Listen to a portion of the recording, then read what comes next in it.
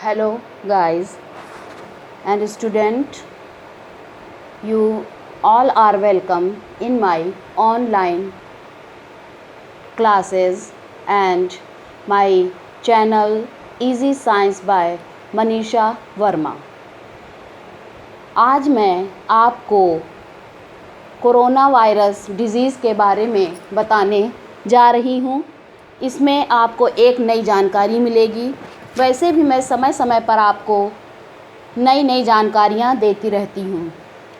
चूँकि इस समय कोरोना वायरस ने पूरे विश्व में बहुत ही भयानक स्थिति उत्पन्न कर दी है, इसलिए प्रत्येक व्यक्ति को कोरोना वायरस के बारे में जानना ज़रूरी है। तो बच्चों, हम लोग इसी क्रम में आपको बताएंगे कि ये कोरोना वायरस होता क्या है, कैसे फैलता है, क्या स्ट्रक्चर है, क्या इसके बचाव के रोकथाम के उपाय हैं। ये सारी चीज़ें मैं इस वीडियो में डिस्कस करूँगी। बच्चों, कोरोना वायरस जो है इसको शॉर्ट फॉर्म में कोविड-19 भी कहते हैं, यानी CO से कोरोना, VI से वायरस और D से डिज़ीज़, 19 भी कहते हैं। ये बीमारी अपर रेस्पिरेटरी को इन्फेक्ट करती है। अब बच्चों, अब हम स्ट्रक्चर के बारे में पढ़ेंगे। बच्चों, ये लगभग गोलाकार आकार का होता है। Single strand RNA with nucleoprotein होता है और एक ये कैप्सिड से घिरा होता है और इसके मैट्रिक्स जो होता है वो प्रोटीन का बना होता है। बाहरी आवरण क्लब शेप्ड के ग्लाइकोप्रोटीन के बने प्रोजेक्शन से घिरा होता है। मैं आपको एक रफली स्ट्रक्चर बना करके बताती हूँ। जैसे मान लीजिए कि ये एक गोलाकार है स्ट्रक्चर। अब इसके अंदर ये जो भरा है ये मैट्रिक्स है, ये प्रोटीन का बना होता है और इसके चारों ओर एक कैप्सिड का आवरण बना होता है और इसके बाहर क्लब शेप्ड इस तरह के जो कि ग्लाइकोप्रोटीन के बने होते हैं। अंदर RNA होता है, सिंगल स्ट्रैंड यानी एक धागे नुमा, जो कि न्यूक्लियोप्रोटीन से एसोसिएटेड होता है। तो ये जो बाहर ये होते हैं ये प्रोजेक्शंस होते हैं क्लब शेप्ड, जो कि ग्लाइकोप्रोटीन के बने होते हैं चारों तरफ।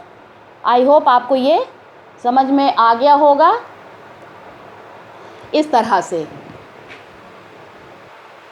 बच्चों, अब मैं आपको बताना चाहती हूँ कि इसकी उत्पत्ति कैसे हुई। बच्चों, कोरोना वायरस वैसे तो चीन देश के वुहान शहर से उत्पन्न हुआ था और जो कि कुछ खास प्रजातियों के जानवरों में पाया जाता है, जैसे सांप, चमगादड़ आदि। जब ये इंसानों में पहुंचा तो इसने अपने आप को इतना बदल लिया, अर्थात इतना विकसित कर लिया कि इस तरह के गुण विकसित कर लिए कि इंसानों के अंदर भी जीवित रह सके। तो ये अपने स्वरूप को बदलता रहता है। यही वैज्ञानिकों और चिकित्सा विशेषज्ञों के लिए सामने चुनौती बना हुआ है, क्योंकि जिसके शरीर में जाता है वो वैसे ही गुण ये विकसित कर लेता है। इसलिए अभी तक इसकी वैक्सीन या अन्य दवा नहीं खोजी जा पाई हैं। अब बच्चों, आपको ये ज़रूर उत्सुकता होगी कि इस वायरस को कोरोना क्यों कहा गया और कुछ क्यों नहीं कहा गया। बच्चों, जब सूर्य ग्रहण पड़ता है तब क्या होता है कि पृथ्वी सूर्य को पूरी तरह से ढक लेती है, तो सूरज दिखना बंद हो जाता है, लेकिन उसकी किरणें किनारे से, जैसे ये सूर्य ग्रहण है तो सूरज के किनारे से किरणें बाहर आती दिखाई देती हैं, जो कि लगता है कि ब्रह्मांड में बिल्कुल गायब होती जा रही हैं। तो पृथ्वी की छाया के चारों तरफ फैल रही सूर्य की किरणों को ही हम क्या कहते हैं? तो ये जो किरणें आपको दिख रही हैं इन्हीं को हम कोरोना कहते हैं। ये तो पूरा ढका हुआ है, ग्रहण क्योंकि पड़ गया है, तो ये जो किरणें किनारे से निकलती दिखाई पड़ती इन्हीं को कोरोना कहते हैं। और लगभग इसी तरह का स्ट्रक्चर जो है कोविड-19 वायरस का भी होता है, इसकी बनावट भी ऐसी होती है, इसलिए इसको कोरोना कहा जाता है। तो बच्चों, किसी भी बीमारी का इलाज करने के लिए सबसे पहले उनके लक्षण को डायग्नोस करना ज़रूरी हो जाता है। इस कोरोना वायरस के वैसे तो लक्षण अलग अलग मनुष्य में अलग अलग दिखाई दिए हैं, लेकिन कुछ सामान्य लक्षण हैं जिससे हम कोरोना की पहचान कर सकते हैं। जैसे अगर सामान्य लक्षण तो सब में ये लगभग होते हैं, जैसे बुखार आना, थकान लगना या सूखी खांसी। लेकिन अब हल्के सामान्य लक्षण क्या है? दस्त एवं पीड़ा, गले में खराश हो जाती है, कोई चीज़ आप खाएंगे अंदर निकलेंगे तो आपको खराश लगेगी, दस्त आते हैं, आँखें लाल हो जाती हैं, सर दर्द होता है, स्वाद का पता नहीं चलता है और त्वचा पर दाने भी हो जाते हैं। अब बच्चों उसके बाद क्या होता है कि बहुत गंभीर लक्षणों में क्या होगा कि सांस लेने में कठिनाई होगी, सांस लेने में यानी तकलीफ़, सीने में दर्द होगा, दबाव पड़ेगा, बोलने और चलने फिरने में भी परेशानी होगी। अब हमें अगर कोरोना से या कोविड-19 से रोकथाम करना है तो इसके लिए सबसे पहले ये जानना ज़रूरी है कि अभी तक वैज्ञानिक और चिकित्सा विशेषज्ञ इस बीमारी की कोई दवा या टीका नहीं बना पाए हैं, लेकिन कुछ सावधानियों को ध्यान में रखा जाए तो इस कोरोना वायरस से बचा जा सकता है। मतलब क्या है कि prevention is better than cure. हमें सावधानी बरतनी ही होगी हर बीमारी से बचने के लिए, खासकर कोरोना से।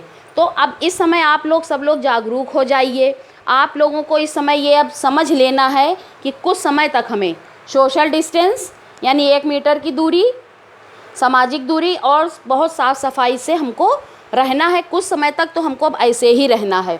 और सबसे बेहतर उपाय क्या है ये मैं आपको बताना सबसे पहला उपाय तो ये है कि बाहर से आने पर या किसी से हाथ मिलाने पर तो तुरंत हाथों को हैंड वॉश या साबुन से धोएं और कोशिश करें कि 1 मीटर की दूरी ही रखें। हाथों से नमस्ते करें, हाथों को बिल्कुल ही ना मिलाएं।